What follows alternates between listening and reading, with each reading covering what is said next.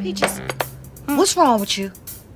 Do you remember the talk that we had about boundaries? I needed your advice, and I have been sitting here all day waiting for you. Peaches, What? how would you feel if you came home and I was in your house with your man? Are you tired of feeling like your boundaries are constantly being pushed in your relationships? Well, it's time to take back control and set some healthy boundaries. Hello, welcome to my channel. If you're new here, my name is Jazz, doctor, mindset coach and speaker. Today we're going to talk about something that can have a huge impact on our relationships, and that is setting healthy boundaries.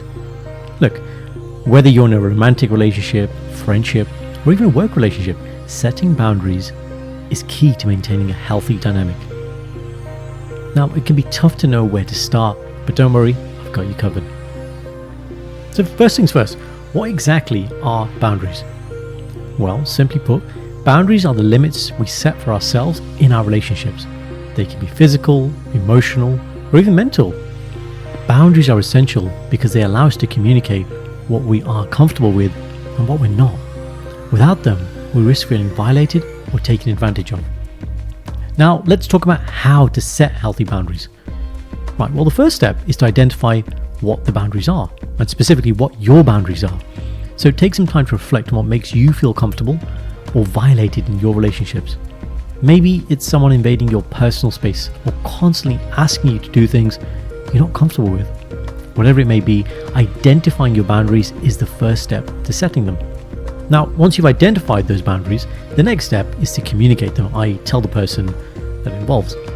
Now, this usually is the most difficult part, but it's crucial to maintaining those healthy relationships. When communicating your boundaries, it's important to be clear and direct. Don't beat around the bush or try to sugarcoat things. Instead, clearly state what your boundaries are and why they're important to you. For example, if you're uncomfortable with someone constantly texting you late at night, you could say something like, "Hey, I appreciate your messages, but I need some time to unwind and disconnect at night. Can we limit our communication to earlier in the day?" See? Now, it doesn't have to be those exact words, but words to those effect. Remember, it's about being clear and direct.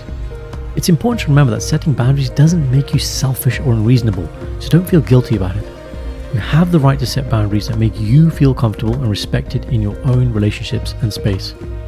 If someone disregards your boundaries, it may be a sign that they're not respecting you as a person. And in that case, it may be time to reevaluate that relationship. Another important aspect of setting healthy boundaries is following through on them. If you communicate your boundaries but then allow them to be crossed, you're sending mixed messages and not holding yourself accountable. It's important to stick to your boundaries and enforce them when necessary. And finally, it's important to respect the boundaries of others. Just as you have set your own boundaries, it's important to respect others. If someone communicates their boundaries to you, it's important to respect them and not try to push past them. Remember, healthy relationships are built on mutual respect and understanding. Here's my challenge to you. Be mindful and receptive when others are setting or expressing their boundaries, and also be proactive in establishing yours going forward. Comment below what you've learned whilst doing this. I'll leave you with this. You're not required to set yourself on fire to keep others warm. I'll say that again. You are not required to set yourself on fire to keep others warm. As always, I'll leave you with my mantra.